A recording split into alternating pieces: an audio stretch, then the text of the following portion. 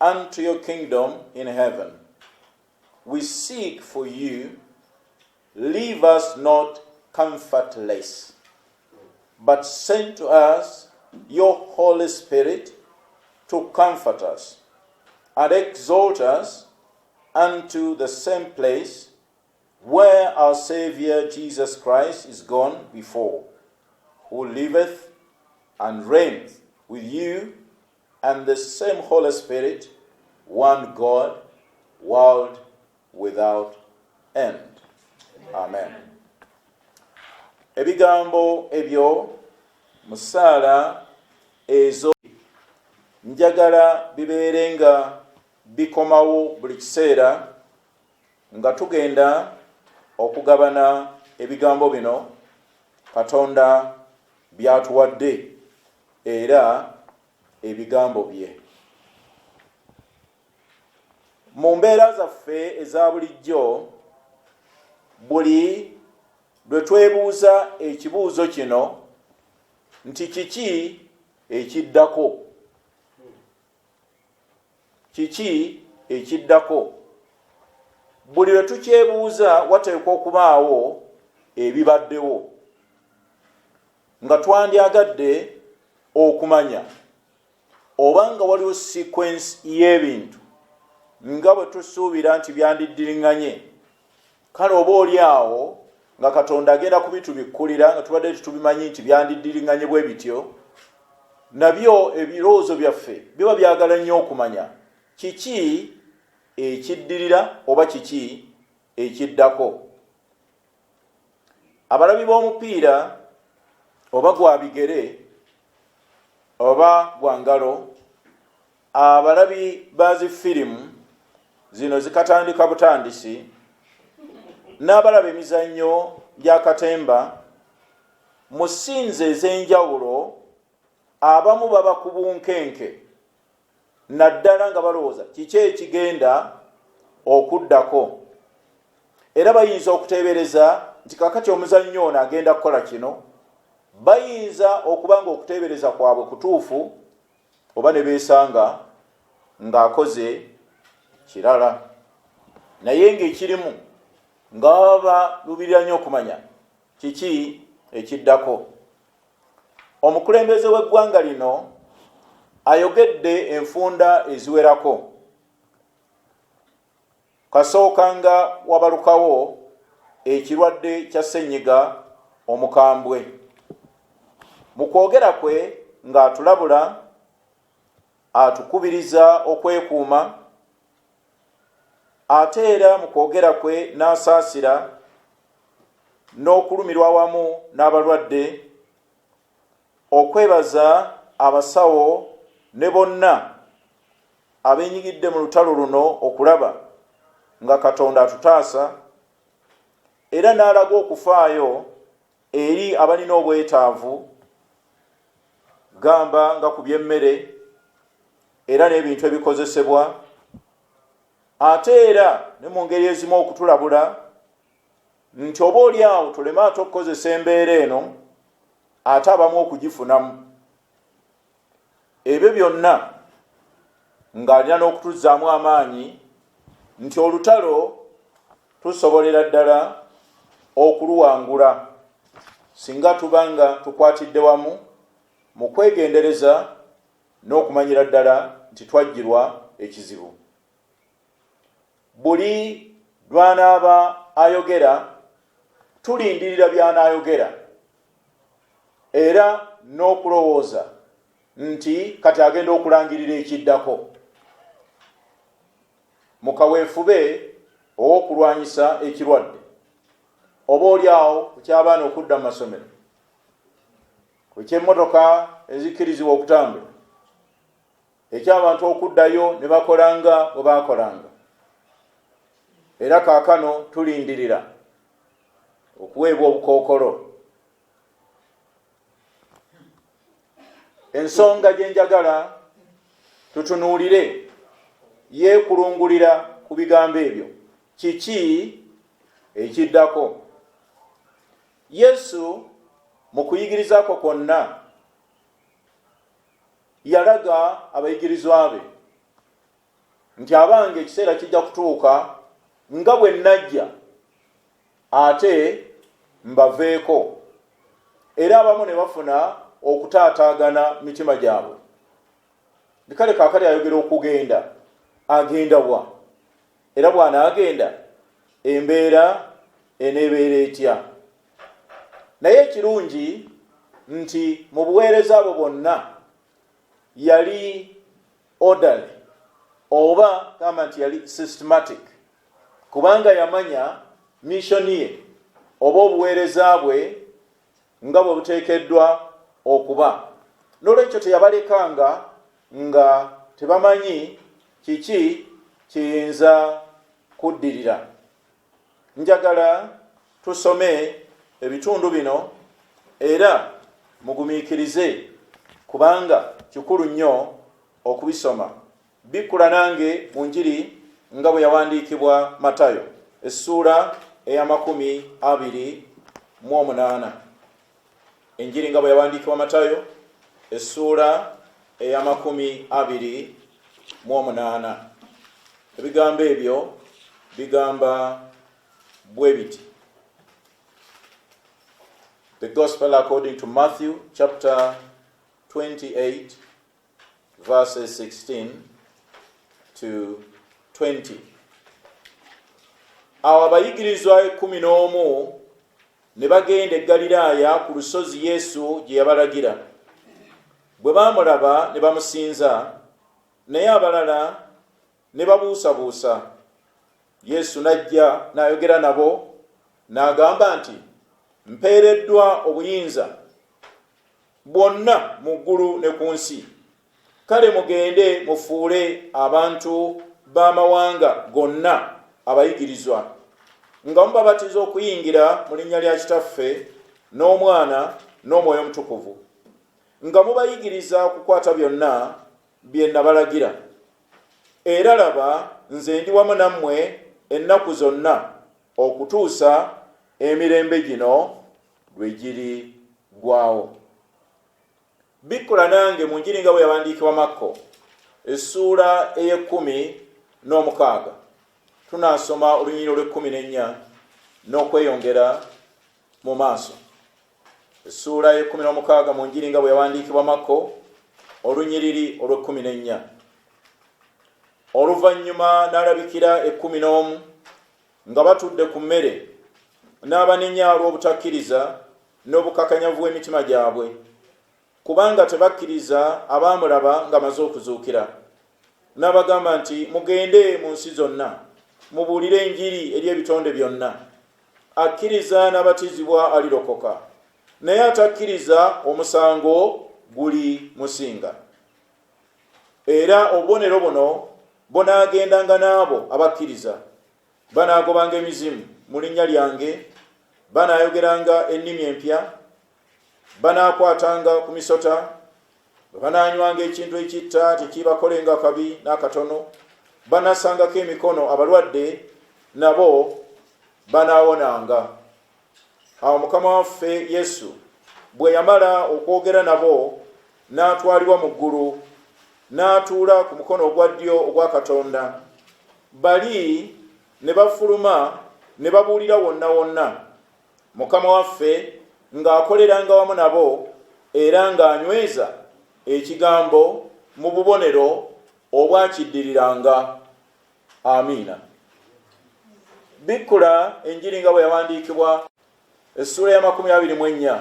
Omusumba nsomere ennyiri 46 okutuuka ku ssuula eyo weggwerako. The Gospel according to Luke chapter 24 verses 46 and following. Luke chapter 24, I'll read from verse 46. 24 verse 46. Wasoma Wayward. He told them, this is what is written. The Christ will suffer and rise from the dead on the third day, and repentance and forgiveness of sins will be preached in his name to all nations, beginning at Jerusalem. You are witnesses of these things. I'm going to send you what my Father has promised, but stay in the city until you have been clothed with the power from on high. When he had led them out to the vicinity of Bethany, he lifted up his hands and blessed them. While he was blessing them, he left them and was taken up into heaven. Then they worshipped him and returned to Jerusalem with great joy, and they stayed continually at the temple praising God. Amen. Bw'osoma mu njiri nga bwewandiikibwa Yokaana, oba olyawo olw'obudde tusomeeyo, osoma essuula ey'e14 era n'e15 n'e16, olaba Yesu ng'ayogera ku by'okugenda kwe, era osobola okulaba ng'abantu bano mitima gyabwe oba olyawo gyasaasaganamuko. Abantu batera nnyo okujjukira ebigambo by'omuntu byasembyeyo okwogera, era abakyala batera nnyo okukaaba nga balaajana nga balinga abakuddiramu olugero lwonna. Kale bwe yabadde bw'ati, kale bwe yabadde bw'ati, ne tuleeta emmere, kale n'ogirya, ne tulowooza nti ogenza okola ki? Olwannyonnyola abantu abazze kwegamba alinga abagamba ono okutuuka okugenda kwe biki ebyabaddewo, alinga abagamba kino bwe kyawedde ne tuzzaako kino, kino bwe kyawedde ne tuzzaako kino. Era mu ssuula y'e14 mumanyi ebigambo ebyo bitera nnyo okusomebwa olw'okuzzaamu amaanyi abantu aba bayita mu mbeera ey'okufiirwa. Nga nti kale emitima gyammwe tegyeraliikiriranga, mukkirize Katonda naye munzikirize, kubanga mu nnyumba ya kitange mulimu ebifo bingi eby'okubeeramu. Singa tekiri bwe kityo nandibagambye, singa wali ggwe ng'owuliriza omusajja ono by'ayogera, kiki ekyandibadde kikujjira mu birowoozo byo? Era bw'agenda mu maaso, kubanga essuula ezo mpanvuko zirimu ebigambo bingi, ng'ayogera ku by'okugenda kwe, abalala nga bataataagana mu birowoozo, n'akomyawo emmeeme zaabwe nga bagati ate mweraliikirira, naye ate alaga nti alina okugenda. Era n'alaga nti nze bwe sirigenda omubeezi talibajjira. N'olwekyo muteekwa okukkiriza nze okugira ki? Okugenda. Nga kiringa oba olyawo bwe tunaagamba tuteekwa ffe babali mirimu gino simanyi gy'abalala, nti tuteekwa ffe kiseera kyaffe nga kituuse ffe ne tuwummula, abalala ne bakola ki?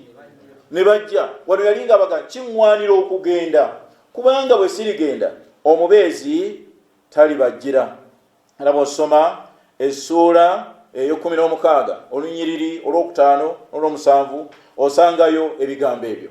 N'olwekyo nga tumaze okufuna ennyanjula eyo, oba nga tumaze okuwa empanja eyo, kaakano katunuulire kiki ekiddako. Bamulabye bw'ayigiriza, bamulabye bw'abagambye nti tulinnya Yerusaalemi era ajja kuweebwayo mu mikono gy'abantu abalina ebibi, era banampisa bwe bati ne bwe bati ne bwe bati, era omwana w'omuntu bajja kumuwaayo, ajja kukomererwa, ajja kuttibwa, ajja kuziikibwa, naye nga wayise ennaku 3 agenda kuzuukira. Abamu ne bagamba no, ekyo kisobola kubaako. N'agamba nti abange ekiteekwa buteekwa okubaawo. Ebyo byonna n'abiyitamu. Kaakati bw'abiyiseemu amaze n'okuzuukira, kaakano abagamba nti mulina okugenda mu nsi mubuulire enjiri, n'obubonero buno bunaagendanga nammwe. Kaakati beebuuza ekiddako ki? Era tunaalaba oba tulabye mu kitundu ekisomeddwa mu kitabo ky'ebikolwa by'abatume mu kifo ky'ebbaluwa nga balinga babuuza kaakano ki ekiddako mu kiseera kino wonookomezaawo obwakabaka bwa Isirayiri? Is it at this time that you will restore the kingdom of Israel? Kaakati bo kye bagamba bino nga biwedde, kiki ekiddako mu byokola? Kubanga baali bawuliddeko mu Matayo essuula y'e19 ng'ayogera, era ne balowooza nti alina obuyinza bwonna okufufugaza enfuga y'Ekiruumi. Kaakano bamugamba obudde butuuse, era ng'abantu abamu baga kiki ekiddako, kiki ekiddako? Batera nnyo biba bya bufuzi, baga kiki ekiddako? Tugenda wa kaakati? N'olwekyo ekiddako ng'ebyo byonna biwedde, Yesu kye yabagamba agenda wa? Addayo. Now at the ascension, ye yennyini ekiddako ng'alinnye eri waggulu n'ekiddako eri abo abasigadde ku nsi kiki? Wuliriza ebigambo bino. After Jesus' completion of his earthly ministry, through death and resurrection, and 40 days appearing to the different categories of people, he ascended into heaven and seated at the right hand of God. Omukono ogwa ddyo ogwa Katonda, the position of authority. Onoosoma mu Bebulaniya essuula y'ekumi, olunyiri lw'ekkumi n'olumu tuuka ku lw'ekkumi n'ennya. Kubanga twatula bwe tutyo, atudde ku mukono ogwa ddyo ogwani? Ogwa Katonda. It is the position of authority. Era ffe ffennyini nga twogera kugenda kwe, tosobola kwesulubabba okugenda kwe ate n'okudda. Kubanga bwe twatula mu nzikiriza y'abatume n'eniike, bwetyo bwe twatula, alikomawo nate ku mulundi ogwo okusala omusango gw'abalamu n'abafu. He will come back to judge the living and the dead.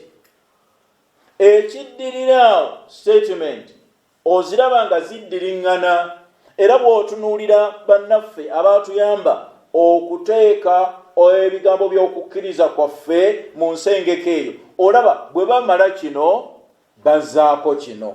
N'olwekyo bw'obanga weebuuza, kaakati mmaze okwatula nti nzikiriza Katonda Kitaffe omuyinza w'ebintu byonna, omutonzi w'eggulu n'ensi, ow'ebirabika n'ebitalabika, bw'omaliraawo eyali awulidde ku nzikirize aba alindiridde statement gy'ogenda okuzzaako. N'olwekyo ye Yesu nga azeeyo mu ggulu, tumaze okulaba atudde ku mukono ogwa ddyo ogwa Katonda, era ekyo kye twatula mu kukkiriza kwaffe. So the ascension is an important event of Christ. It is a redemptive event of profound importance. It marks the moment of Christ's highest point of exaltation prior to his return. At his ascension, Christ entered into his glory. His departure was an event of remarkable splendor. Olunaku luno oluusi luyita n'okuyita nga mu makanisa agamu tobadde na kusaba ng'oggyeko bino bya covid kaakati bye tulimu, olyanyiza ogati ate munnange nandikoze ntya. Naye oluusi nga luyitawo muli ne yeekanga bwekanzi nga naye ekigambo kino kikulu nnyo, kye kimu ku ebyo byoteekeddwa okutunuulira n'obwegendereza, okuddayo kwe, okusulibwa kwe, okuyimusibwa kwe, okuddayo mu kitiibwa. At his place of authority, the right hand of God, he continues his work as one, as our great high priest, nga kabona waffe omukulu oba kabona lukulwe, high priest. Era agenda mu maaso n'okuba kabaka w'abakabaka. He continues his work as the King of Kings and Lord of Lords. 3, he intercedes for us as our high priest.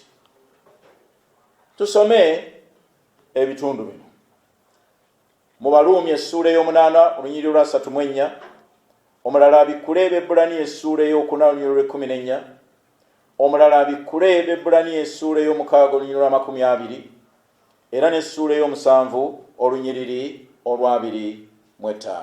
Tusooke n'Abaluumi essuula ey'omunaana olunyiriri olwa 34. Nga tatudde butuuzi, naye nga kabona waffe lukulwe oba kabona omukulu, nga kabaka w'abakabaka, kubanga okuddayo kwe kumutuuza mu kitiibwa kiri bwe kiti, ate n'okutwegayiririra. 8:34, Romans 8:34 agamba, who is he that condemns? Christ Jesus, who died, more than that, who was raised to life, and is seated at the right hand of God, and is also interceding for us. Thank you. Abebulaniya essula ey'okuna olunyiriri olw'14. Kale bwe tulina kabona asinga obukulu omunene eyayita mu ggulu, Yesu omwana wa Katonda, tunywezenga okukkiriza kwaffe. Essula ey'omukaaga olunyiriri olw'20 era mu Bebulaniya. Yesu bwe yayingira omukulembeze ku lwaffe, bwe yafuuka kabona asinga obukulu emirembe gyonna ng'engeri ya Melkizedeki bw'eri. N'essula ey'omusanvu olunyiriri olw'25. Era kyava ayinza okulokolera ddala abajja eri Katonda ku bubwe, kubanga abeera mulamu ennaku zonna okubawolerezanga. Era mu bbaluwa ya Yokaana esooka olunyiriri essula ey'okubiri olunyiriri olw'olubereberye, bw'otuukayo otusomera ebigambo ebyo. Ebbaluwa ya Yokaana, si enjiri naye ebbaluwa ya Yokaana esooka essula ey'okubiri olunyiriri olw'olubereberye. Wagamba bwe wati, soma. No. My dear children, I write this to you so that you will not sin. But if anybody does sin, we have one next to the Father in our defense, Jesus Christ, the righteous one. We have an advocate with the Father, Jesus Christ, the righteous one. Ndowooza munnamateeka bwe basoma ebyo bibanyumira, advocate, mulamuzi n'ebirala.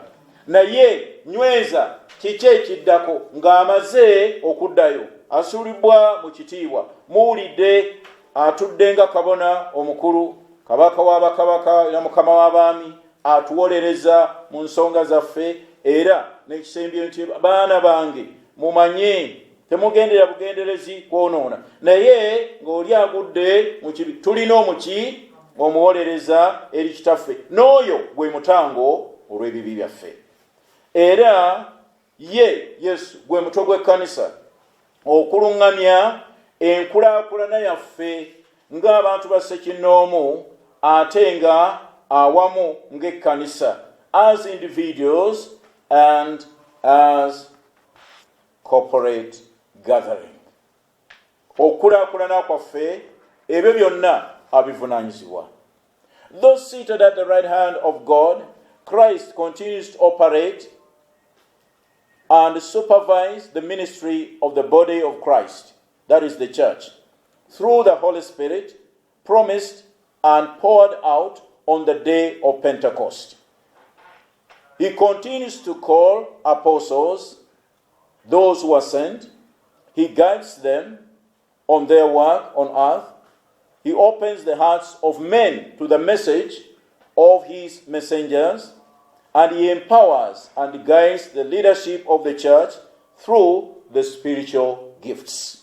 Nga bwe tulaba mu Befeso essula ey'okuna olunyiriri olw'omusanvu okutuuka ku lw'12, ti bw'erinnya mu ggulu n'anyaga okunyaga, era n'awa abalala, bano batume, bano baki, naye ebyo byonna byaweebwa olw'okuzimba n'okunyweza omubiri gwani gwa Kristo, eyo ekkanisa. Newankubadde nga yaddayo, naye okuyita mu Mwoyo Omutukuvu nga bwe tunaalaba sande ejja n'ennaku ezinaddirira, tulaba ng'agenda mu maaso n'okukola omulimu ogwo mu kkanisa, ng'atuma baatuma, ne gy'abatumye abawa amaanyi n'obusobozi, n'abo gye bagenze okubuulira ekigambo, n'agonza emitima gy'abantu abo ne bawuliriza ebyo bye bababuulira. Kyenvudde muwulira ng'eri mu Makko yali ng'abagamba nti mujja kugenda era mukole omulimu guno n'obubonero buno bunaagendanga nammwe.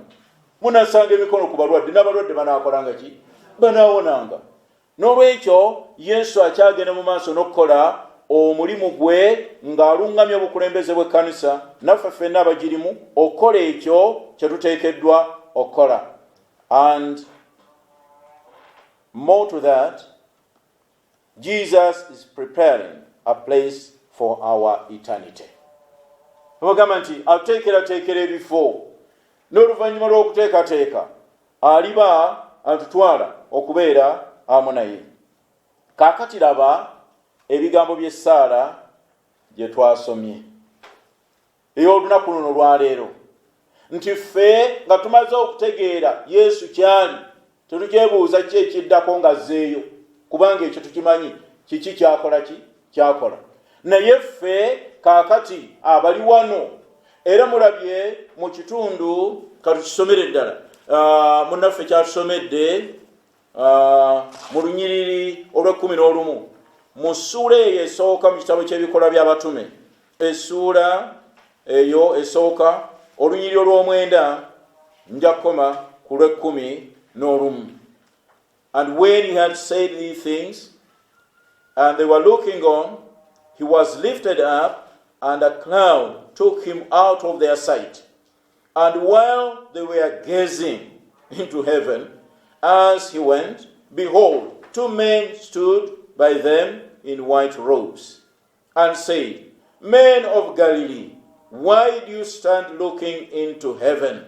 This Jesus, who was taken up from you into heaven, will come in the same way as you saw him go into heaven. Nga kiringa ekigamba nti kino kiwedde, ekiddako kaakano mugende. Naye mu kugenda mwegendereze by'abagambye. Agambye eki? Mubeere mu Yerusaalemu, temusooka kuvaamu. Ekyokubiri mulindirire okutuukirako ekisuubizo kye yasuubiza, eky'okubambaza amaanyi, eky'okubawa amaanyi. Ekyokusatu, munaabeera bajulirwa bange wano okumpi n'ewala okutuuka ku nkomerero yaki y'ensi. Kale abooluganda, omuwandiisi w'essaala eno kyavudde agamba nti tuleme okusigala nga tetulina n'atusanyusanga. Ekigambo kino mu y'Olungereza essaala bo bakiyise comfort. Kye njagala okunyweza nti anaatuzzangamu amaanyi. Lwaki twetaaga okuzzibwamu amaanyi? Lwaki twetaaga okusanyusibwa? Ekyo twetaaga okukyebuuza, kubanga agambye mulina omulimu munene, si kusigala ku nsi nga mugamba bugambi twatambula naye, twalya naye, twalinga twayita wano. Ekyo kiki ekikulu, era tusobola okugenda nange nyinzeeko Isirayiri. Waliwo ebintu ebimu byendabyeko n'okwatako naye tekimala. Bw'okomawo n'okola ki? Agamba ndi kaakati mu kifo ffe ky'okunyumirwa obunyumirwa Mukama waffe, ne twebaza eyagira ki endokola. Kituufu, naye bw'omala kikusindika n'okwagazisa abalala okutegeera gwe gw'ayagala, okutegeera bwe yakwagala, okutegeera oyo eyakulokola. Ekitabo ky'ebikola by'abatume kijjudde ebyakolebwa abatume, era nga mulimu kyewandiise the cost of discipleship or the cost of apostleship. Omuwendo ogw'amaanyi ogwaweebwayo abasajja bano. Naye okusooka baali batya, baali beeraliikiridde, tebamanyi na kwogera. Naye bw'agamba nti muliweebwa amaanyi, Omwoyo Omutukuvu alimala okujja ku mmwe, nammwe munaabanga bajulirwa bange, si kukola byamagero byokka, naye to be bold enough to speak in season and out of season. Era olaba mu kitabo ky'ebikola by'abatume oba mu kitabo ky'ebikola by'Omwoyo Omutukuvu, abasajja bwe baatandika okukola omulimu guno, of course bakola, naye nga toyinza kugamba nti nga tebalina opposition, tebalina kukubibwa, tebalina kuttibwa. Osoma ebigambo ebyabatuukako n'omanya nti bwe yabagamba nti mwetaaga amaanyi. Mu Luka essuula ya 24 olunyiriri olw'46 kugenda maaso asomye ekyo mweraliikirira, mulyambazibwa amaanyi. Wanaagamba Omwoyo Omutukuvu alimala okujja ku mmwe, ababadde abanafu, abatetemanyi kwogera, abadde batiiririra, mujja kuba n'amaanyi era mujja kukola ebyaki ebyobuzira. Era tulaba mu kitabo ky'ebikola by'abatume ne mu bbaluwa ndala nga abantu bano ebyo babikola. N'olwekyo abooluganda kirungi nnyo buli mwaka okujjukira Yesu yagenda mu ggulu. Kiki ekiddako? Era kati abantu babuuza kozi sabbiiti kyeddako awo omwoyo mutukuvu ajja ddi? Tutandika ddi ebiro ebya Trinity? Kubanga ebyo sequence zanki ez'omwaka gwaki w'ekkanisa ne tugumalako. So what? Kaakano tulina okwebuuza kiki ekiddako. Abooluganda abaagalwa, Yesu yategeeza abayigirizwa bano, singa munajjukira ebigambo by'okuyingira kwe mu kibuga Yerusaalemu, the triumphal entry, n'okutandika okukola bye yakola, okugoba abaali batundira mu yeekaalu, n'okuyigiriza, naddala waliwo kye yayigiriza ku muti omutiini. Ekigambo ekyo singa muddayo mwetegereza bulungi nti Yesu yali abalengeza nti mwetaaga amaanyi, mwetaaga authority gye munaasobola okukozesa mu mbeera gye mugenda okubeeramu, kubanga ngenda okubasigira omulimu ogwo si gwa kuzannya. Mwetaaga amaanyi, mwetaaga okukkiriza okutaliimu kubuusabuusa. Bwe munaabanga munaaseetula ensozi, mwetaaga okubeera n'okukkiriza okwo. Eri mu sabbiiti entukuvu singa mubyetegereza, era waliwo yabiwandiikako bulungi ddala ngaga nti yali abalaga obuyinza bw'alina n'obuyinza bwe baali beetaaga n'okukkiriza n'obuvumu bwe baali beetaaga olw'omulimu gwe yali abalengeza gwe baali bagenda okukola. Era abooluganda bw'agamba nti munaabeeranga bajulirwa bange, you will be my witnesses. Toyinza kujulira Mukama waffe nga tomukkirizanga. Era njagala okwebaza Katonda olwaleero ku Namirembe FM kumakya bannange bano babadde mu program, era nempulira abantu bangi nga bakuba essimu ono nga bagamba okubye olwaleero okkiriza Yesu okulokoka. Tiye abalala badde bagamba nange ninayo kano w'omukisa abaagala okukola ki? Okulokoka. Era mpulidde abantu bangi ekyo kizzaamu ki? Amaanyi. Toyinza kugambibwa nti ekkanisa eneebeera ejjulira Mukama waffe Yesu Kristo mu nsi muno nga tetumukkiriza. Nga ffe tugamba nti okulokoka tekuliiyo. Kakati olw'oba onoojulira ki? Tuteekwa okubeera n'okukkiriza. Yesu wali kyeyava abagamba nti abange mulaba akabonero kano n'obubonero obulala bungi, naye mwetaaga authority, mwetaaga amaanyi, mwetaaga obuyinza, mwetaaga okukkiriza okutaliimu kubuusabuusa, mulyoke mulabe n'ensozi bwe zikola ki? Bwe ziseetuka. Abooluganda baagalwa, ekigambo kino okubeera abajulirwa kigazi okusinga ku okwogera nti abooluganda nalokoka. Kikulu nnyo era muwa obujulirwa, naye kigenda wala mu context eno. Kyalimu n'okubategeeza nti abamu ku mmwe n'obulamu bwammwe bujja kukola ki? Bujja kulugenderamu. Era toyinza kwogera ku witness no matadom nebeera wala, ebeera kumpi awo. Okujulira Mukama waffe si kya muzannyo. Mulabye mu njiri esomeddwa olunaku luno olwaleero, mundowooza mugijjukira bulungi. Agambye bwanti essuula ye-15 mu njiri nga bwe yawandiikibwa Yokaana, ate n'okugendako mu ssuula 16. Agambye naye omubeezi bw'alijja gwe ndibatumira ava eri Kitange, omwoyo w'amazima ava eri Kitange, oyo alitegeeza ebyange, era mmwe ntegeeza ebyange, kubanga okuva ku lubereberye mwali nange. Ebyo mbibabuulidde muleme okukola ki? Okusittazibwanga mu process ey'okuweera Katonda obujulirwa n'okukola omulimu gwe mu nsi muno. Banaabagobanga mu makuŋŋaaniro. Weewaawo ekiseera kijja buli anaabattanga analowoozanga ng'aweereza Katonda. Ebigambo byangu okubitegeeza banno boogenda okuleka nti era buli anaabattanga analowoozanga ng'aweereza Katonda. N'ebyo banaabikolanga kubanga tebamutegeera newankubadde nze. Naye ebyo mbibabuulidde, era ekiseera kyabyo bwe kirituuka mujjukire nga nze nababuulira. Era bw'aba amaliriza essuula eyo ye-16, mumanyi bulungi ebigambo ebyo.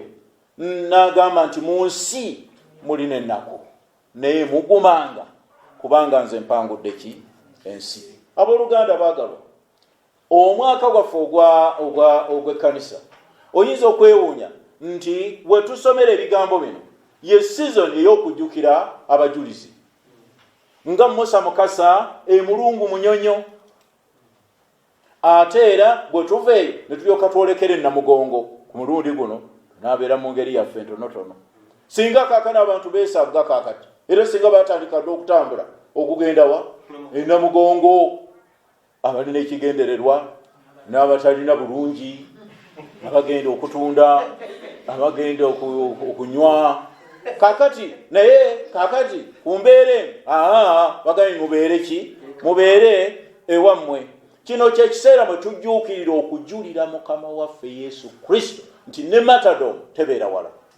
Ekyo kitegeeza mu nsi, kubanga tuyinza okwogera ebigambo ebiweweevu okwogera ku Mukama waffe. Mukama kirungi, naye waliwo okuyitako mu kanyigo. Munajjukira omusajja Stefano eyattibwa.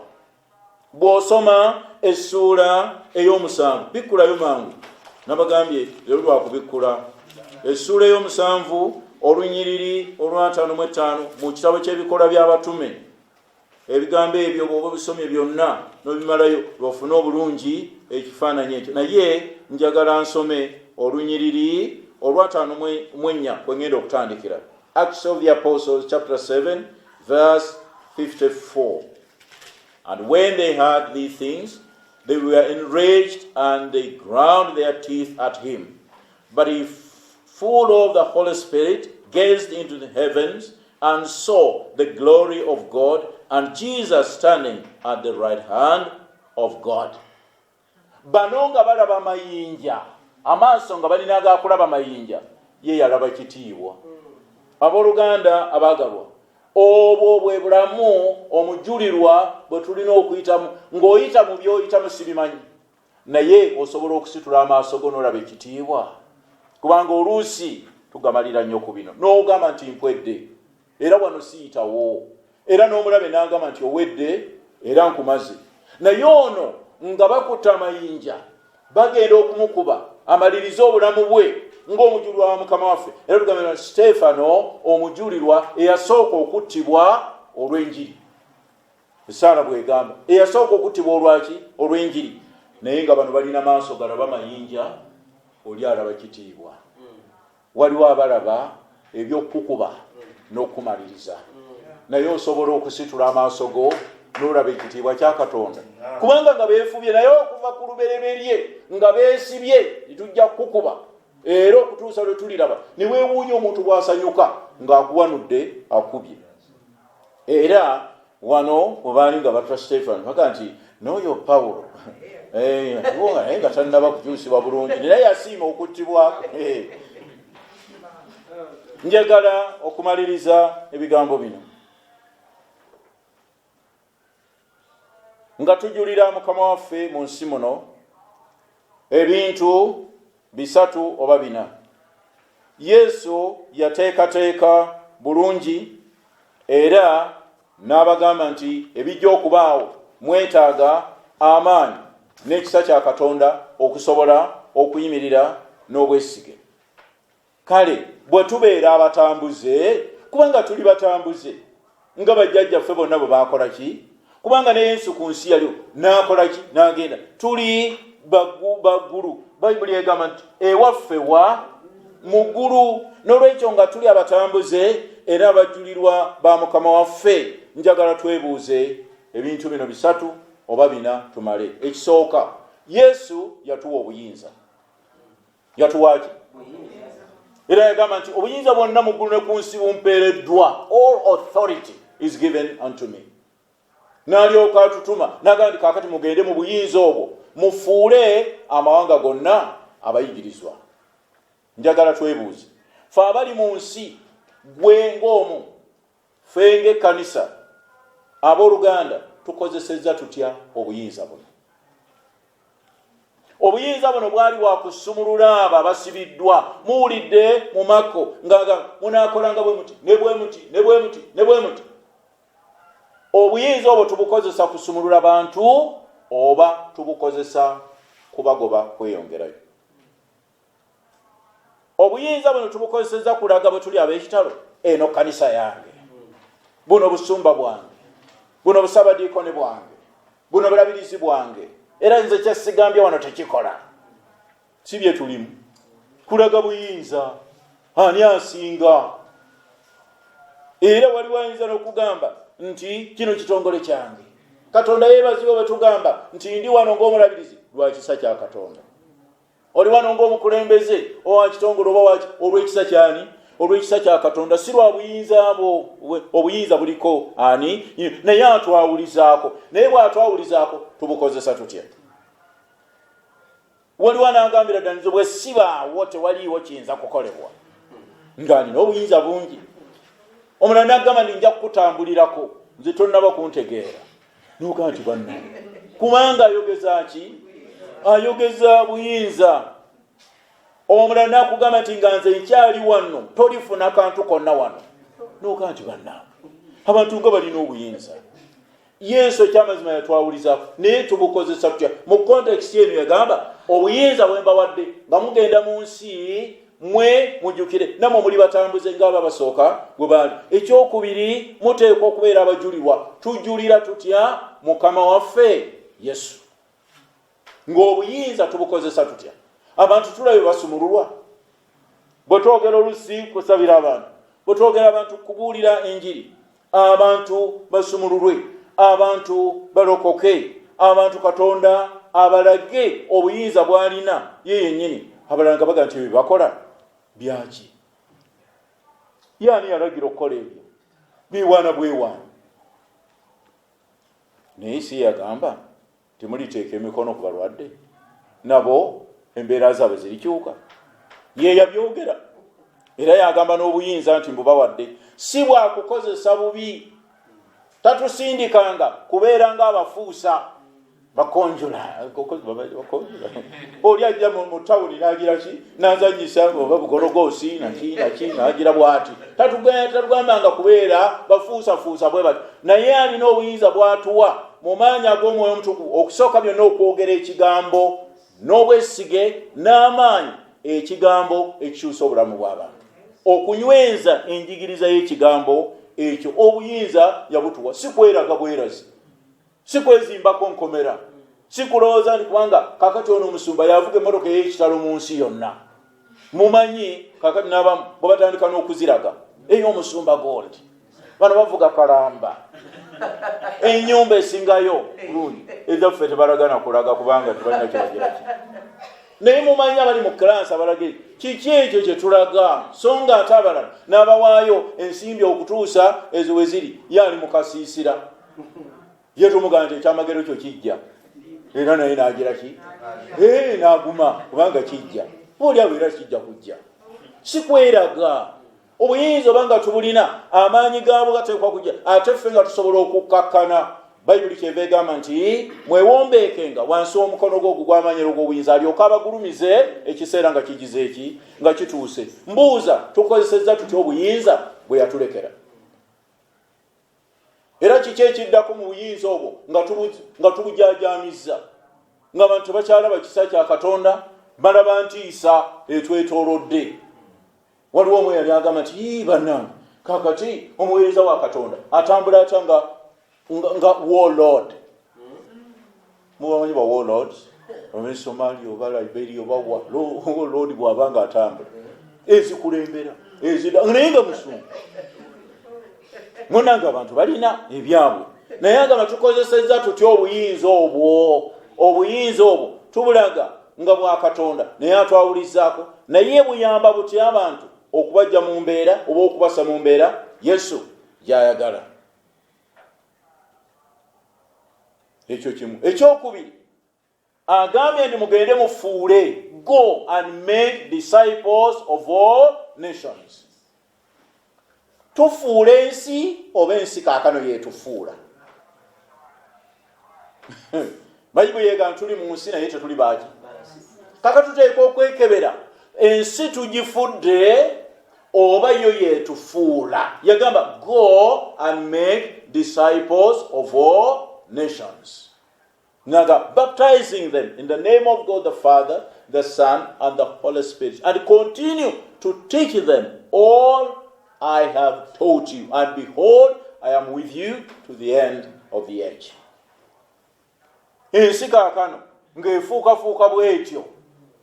Abasumba bakyawulirwa. Bannabbi bakyawulirwa. Bagamba nti obunabbi bwe buli ludda wa? Ayimiridde ayogera. Bakyayinza okuwuliriza oba okuwulira. Bakyayinza okukola nga bw'ogamba. Lwaki? Kubanga oluusi bagenda ne balaba nti naawe tolina njawulo. Ng'ensi bw'eri naffe bwe tukola ki? Naye yagamba nti mugende mu nsi, si bajja mu nsi, naye mugibeeremu, naye mmwe nga mmwe munnyu era mmwe kitangaala. Kakati tulina okukebera, tukyali munnyu oba tukyali kitangaala? Biki naddala ebituleetera obutabeera ekyo? Tukyusa nsi oba ensi yekyusa ffe? N'ekyokusatu, tuli bajulirwa ba ngeri ki? Be bajulirwa abeesigwa oba abajulirwa ng'obujulirwa bwaffe bukubibwamu ebituli? Ali gw'ogambye? Okay. Naye ng'obujulirwa bwaffe bukubibwamu ki? Ebituli. Tuli bajulirwa ba ngeri ki? Agambye mugende mumbeerera abajulirwa. Obuvunaanyizibwa bw'amaanyi ddala. Tubadde bajulirwa ne mu kiseera ekifaanana bwe kiti ekyekirwadde nga kino. Ffe ng'abakkiriza bagamba mukole bwe muti, ffe tusooka lwaki nnaaba engalo? Bujulirwa ki? Kaakati bw'owa. Ye bujulirwa ki? Kaakati COVID ono atwerudde n'agamba nti abange ndi wano, naye n'ensiko n'entuuka ku ki? Ku lusebenju. Kaakano nange nsaba kawunga kuva mu gavumenti. Bujulirwa ki nga n'ensiko eri wano? Sigirimanga. Sigamba nti mu mwezi gumu onooba osimbe muwogo nadda, naye bayitaaga okumanya naye wano ng'okyalina n'akataka w'olima mubadde mujulirwa bwa ngeri ki? Kubanga bo bonna bwe bujulirwa bwe tukola ki? Ffe twandibadde tuwa abalala. Naye nange bwe ntuula wano ti bannange ndi bubi. Bujulirwa ki?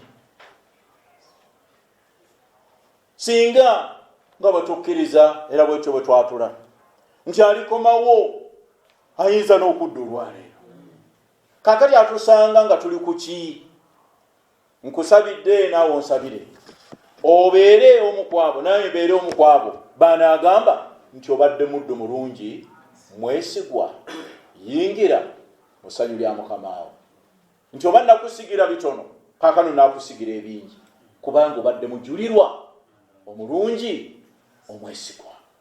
Kale abooluganda abaagalwa, awamu n'okulowooza kugenda kwa Mukama waffe Yesu Kristo mu ggulu, toyinza kwesulubabba kwogera ku kudda kwe. Naye bwadda atusanga mu ngeri ki? Kyekiva kyetaaga nti omuntu atamukkirizanga n'okutuusa olwaleero amanye nti bino byonna ng'obuuza kiki ekiddako, kiki ekiddako, kiki ekiddako. Kaakati ekiddako kiyinza okuba nga zze nga gwe olina okwennyonnyolako bw'obadde mu nsi muno. N'olwekyo Katonda nga kyatuwadde omukisa ogw'okumutegeera n'okumumanya n'okumuweereza nga bw'asaanidde, mukkirize, kubanga ddala ekiseera kijja agenda kudda. Era bannaffe bano babadde batujjukiza olunyiriri nti era buli liiso lirikola ki? Mukama abawe omukisa, abakuume. Mu linnya lya Kitaffe n'Omwana n'Omwoyo Omutukuvu. Amiina.